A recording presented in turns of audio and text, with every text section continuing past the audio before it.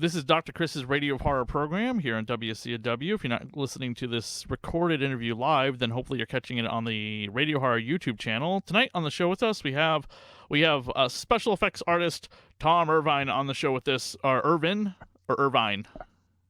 It's Irvin, but it's been titled as Irvine, mistitled. Gotcha. Who's worked in makeup and special effects on a variety of science fiction, fantasy, and horror movies. Thank you for coming on the show with us, Tom. Thanks for having me. What was the film that got you into wanting to become a special effects makeup artist? What was the one film that you saw when you were a kid that was like, I want to do that? Well, when I was about 9, my dad bought me something called the Dick Smith Monster Makeup Kit for Halloween. Cool. And that sparked the interest. But I don't think I really wanted to pursue it until I saw my first issue of Fangoria. And Tom Savini was featured in it. And I'm like, that's cool. I want to do that. And the more I read about it, then I learned about Dick Smith, Rick Baker, Rob Bottin, Steve Johnson. It's like the more I wanted to do it. And I've been lucky to work with a couple of those people in my life. It's like Dick Smith was like a mentor to me. Anytime I needed help, I'd call him, and he was right there for me. Wow, that's awesome that you got to work with Dick Smith. That's amazing. Yeah, I was doing a movie called Scanners Showdown, aka Scanner Cop 2, and we needed a bodysuit, and I'd never run a bodysuit before, so I called Dick, and he goes, "Hang on a minute." He goes, "I'll give you something." He goes, "These are my phone runs from Altered State, from all the suits." He goes, "Write this down and use this formula." And to this day, I still carry that around with me. Where did you let me start over. Where did you up your craft? And I never went to school for it. I moved to California in '88. I was 22. First job I got was working for a little store called Berman Foam, which was run by Sandy Berman. And through her, it's like I needed a place to stay. So her son, Rob Berman, let me stay with him for a while. And in the back of Sandy's shop, Screaming Mad George had his studio. And he was just coming off of Nightmare on Elm Street 4. So I got to play with the cockroaches and all that stuff and just watched and learned. Rob Berman, the composer? No, Rob Berman, the makeup artist. Oh, Rob Berman, the makeup artist. Okay, because I was like, yeah. I think I know Rob Berman. Oh, yeah. Okay, yeah. Then now the name is coming a bell. So that's how that was the first thing you were working on, was you were working on the Nightmare on Elm Street Part 4 with him, the giant cockroach scene? No, I came in after they had done it. I would stay after hours and help George out in his studio. Oh, okay. Just so I could be around the stuff and learn how to make molds and stuff.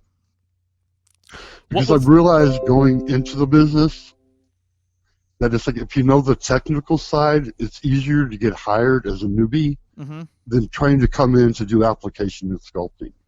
So I learned foam latex like really, really well. And that was my door into a lot of shops. And when they hired me, it was like, I'll do the foam latex, but when there's downtime, I get to work on creature effects and such. And then the first creature effect that you ended up working on was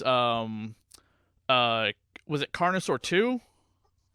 I was a puppeteer on Carnosaur 2. The first movie doing makeup effects on was a movie called 976 Evil 2. Oh, wow. Yeah, that movie is, I don't want to say it's controversial, but it's hit or miss, and it has its fans, but most people write it off as being one of the, not a great film. No, it's got a couple, like 3 good sequences in it that we did. It's like that turned out pretty good. I mean, the rest of the movie, it is what it is. But getting that credit gave me some credibility, to work in other shops. Because in the beginning, if you've never worked on anything, it's like, I don't really want to know who you are, until you've got a title to your name. And on 976 Evil 2, I was credited as Tom Irvin. I was so disappointed. So then you started working with Steve Johnson's FX studio, and that was with like Species and Lord of Illusions. What did you do on Species? I was in charge of the foam department, and this was another. I was just coming up Tank Okay, Girl. so definitely step back. Just explain to people what that means. You're in charge of the foam department. Does that you're talking about the Yeah, foam latex costume that the characters have to wear? exactly, and the Okay, prosthetics on their face. Yeah, right. Who was that in the exactly. species? Who is that in the species costume? That's not Natasha Henstridge, obviously. No, that was Hold one of her on, hold on, stunt hold on, doubles. hold on, hold on, Tom, hold on. Yeah, Okay, yeah, that was one of her stunt doubles okay. that Ben Kingsley took quite a liking to. Oh, really? Did he? It's Yeah, funny when you think about like an actor that I mean, Natasha Henstridge is, she's an actress. A lot of people recognize her. I don't know if she's like this distinguished actress today these days. I haven't really seen her in a lot, but you think about like a creature effect movie like The Fly, and Jeff Goldblum wanted to get into that entire makeup and that type of the body horror and stuff like that. I don't know if they would yeah. do that with something something of that effect today. To let's say Chris Evans wanted to play The Fly and they wanted to remake it with him. Would he actually get into all that makeup and stuff? So it's like, Yep. did they even approach Natasha to ask her, would you want to get into the costume? They didn't. I don't think they even gave her a choice. It's like there's a lot of the scenes with the puppet that we did. The puppet was incredible. I mean, that thing was like one of the most beautiful designs I've ever seen in my life. It was created in a way that you could see through it, Mm-hmm. and all the mechanisms inside of it were built to look like it was part of her skeletal system. So I mean, Steve Johnson is just brilliant when it comes to stuff like that. And he's a true perfectionist. Which I guess he got working with Rick Baker, like on American Werewolf from London and that. Try saying something because I don't. There's just nothing. I'm here. Are Okay. you All there? right. Yep. Okay. Go on. You were saying about Lord of Illusions. Lord of Illusions that was cool because I got to work with Steve Johnson, of course, and Clyde Barker, who is a very cool guy. That was like one of those dream come true jobs. Working on that. We did there was like 5 effects studios handling the makeups for that movie, Mm-hmm. and we were in charge of the villain Nix, played by Daniel von Bargen, and we did all his transformation, resurrection stuff, and yeah, it's like I think that movie's kind of underrated. It doesn't seem like it's on the top of a lot of people's list. Lord of Illusions, it's hit or miss. I think you really need to understand Clive Barker's writing because I know a lot of people have said that movie is very boring. And I find certain parts of it very pacing. Like, it definitely needs, like, a cut, a different edit. But I didn't think the movie's bad overall. I just think there's some pacing issues with the film. It could have been better in editing, I guess. Definitely.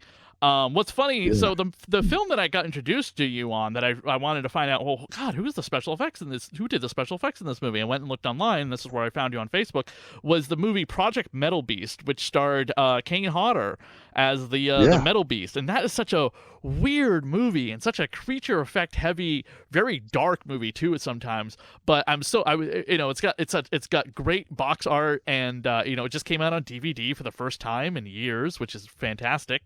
Talk a little bit about the process of working on that movie and that insane creature.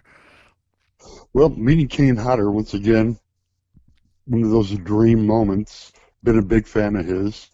We had Barry Bostwick, Kim Delaney, Kane Hodder. We had a decent cast, and the Metal Beast creature itself was assigned to a makeup artist named Wes Wolford. It was like his first show coming out of makeup school. I mean, the guy is like top of the field nowadays, But I worked with him. He did pretty much all the fabrication of the suit. I did a lot of foam for him to tie it all in together.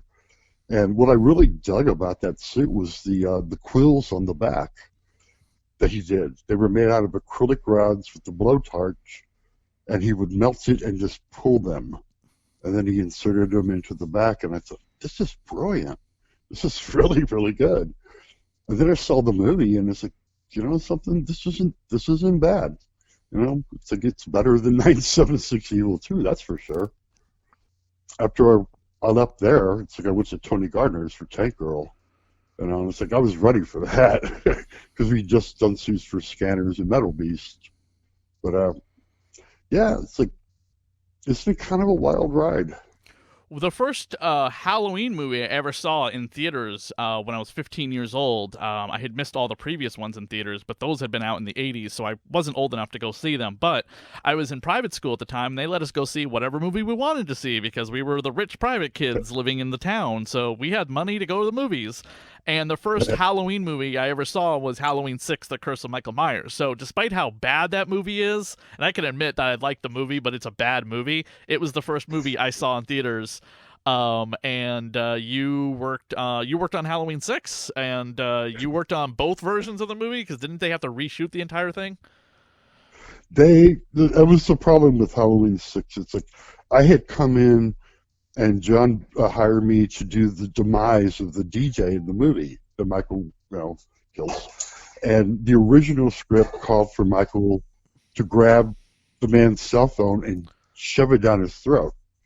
So I spent a week building this body with this flexible left side of the face so I could fit this, because the phones back in those days are still pretty big.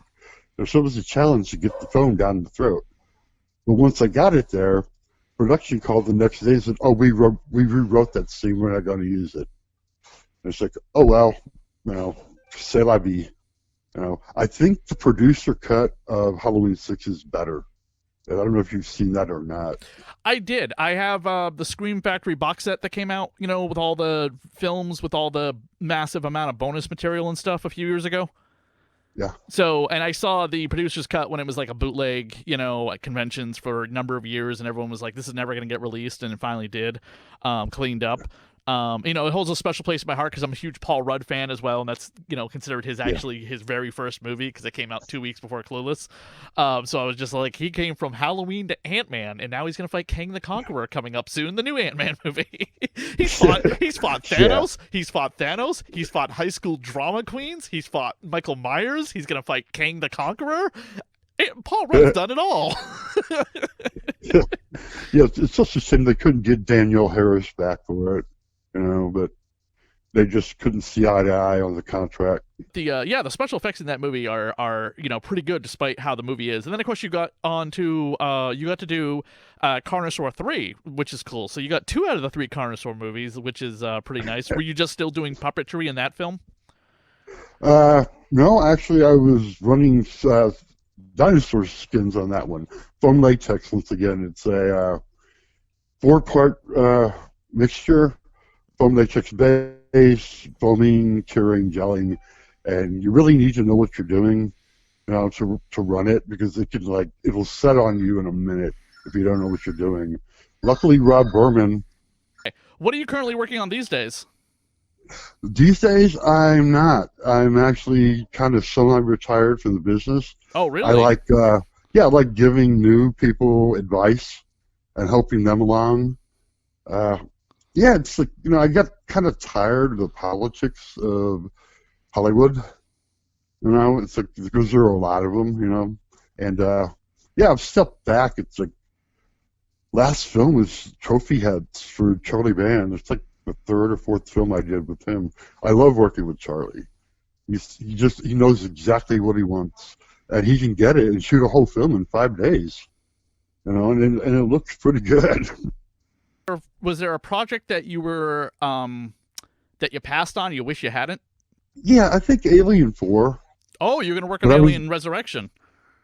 Yeah, I was offered to work on that, but I was already working. Hold on. Okay. Yeah, actually, I was going to say one, but there are actually 2 projects, and those were, like I said, Alien 4 and Mighty Joe Young. I was really working full-time at Optic Nerve on Buffy and Babylon 5. So it's like, as much as I wanted to do those projects, it's like, I finally got, for the first time ever in the business, I got health insurance by working on a show. And it's like, I'm not giving that up. Rick called me 3 times for Mighty Joe Young in 1 week, and I just had to keep telling him, sorry, but no. It's like, the movie turned out great. I knew it would, But yeah, 2 times for Baker, I've had to turn down because of other projects. Yeah, I mean, it's Buffy is huge. My son is now discovering Buffy. He's been watching Buffy and Angel. I think a lot of people felt the same way. Um, the the what do you call it? I just watched a YouTube video talking about the complete and utter f up of the Buffy the Vampire Slayer HD transfer, and how you gotta watch the video because they get into a lot of like technical jargon about why there is no Blu-ray release of Buffy the Vampire Slayer the series. Yeah, and they said that like Fox really screwed up with the master tapes.